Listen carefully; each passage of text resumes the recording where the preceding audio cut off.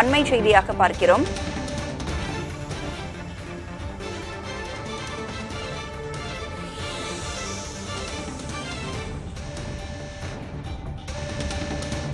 பிரதமர் மோடியின் மத்திய அமைச்சரவையில் இருந்து விலகுவதாக நான் கூறவில்லை என்று சுரேஷ் கோபி கூறியிருக்கிறார்.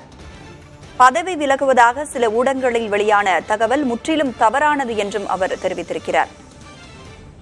கேரள மாநில பிரதிநிதியாக மோடியின் அமைச்சரவையில் இடம்பெற்றிருப்பதில் பெருமை கொள்கிறேன் என்றும் அவர் கூறியிருக்கிறார்.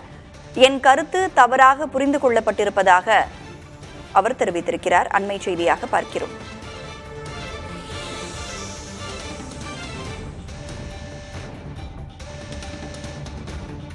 இது தொடர்பான கூடுதல் விவரங்களோடு செய்தியாளர் ரமேஷ் நம்மோடு இணைந்திருக்கிறார்.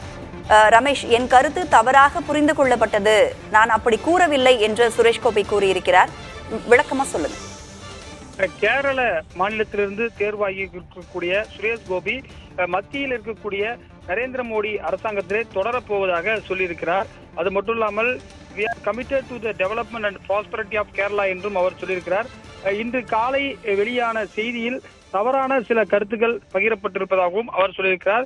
திஸ் இஸ் grossly incorrect என்றும் அவர் சொல்லியிருக்கிறார். அதாவது காலையில வந்த ஒரு செய்தி அவர் ராஜினாமா செய்கிறார் எனவும் அவர் நடிக்கப் போவதாகவும் செய்தியை மறுத்திருக்கிறார்.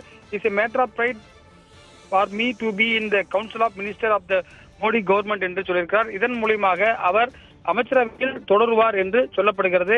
அதாவது கேரள மாநிலத்திலே ஒரே தொகுதியில் பாரதிய ஜனதா கட்சி வெற்றி பெற்றது. அது திருச்சூர் எம்பி தொகுதி. சுரேஷ் கோபி அதில் வெற்றி பெற்றிருந்தார். அவர் நேற்றைக்கு பதவியேற்று இருந்த நிலையில் செய்தித்தாளில் வந்த ஒரு செய்தி அடிப்படையில் இன்றைக்கு பெரும்பாலான ஊடகங்கள் அந்த செய்தியை பகிர்ந்த நிலையில் அவர் ட்விட்டர் பக்கத்தில் தனது விளக்கத்தை தெரிவித்திருக்கிறார். ராதா, விவரங்களை வழங்கியமைக்கு நன்றி ரமேஷ்.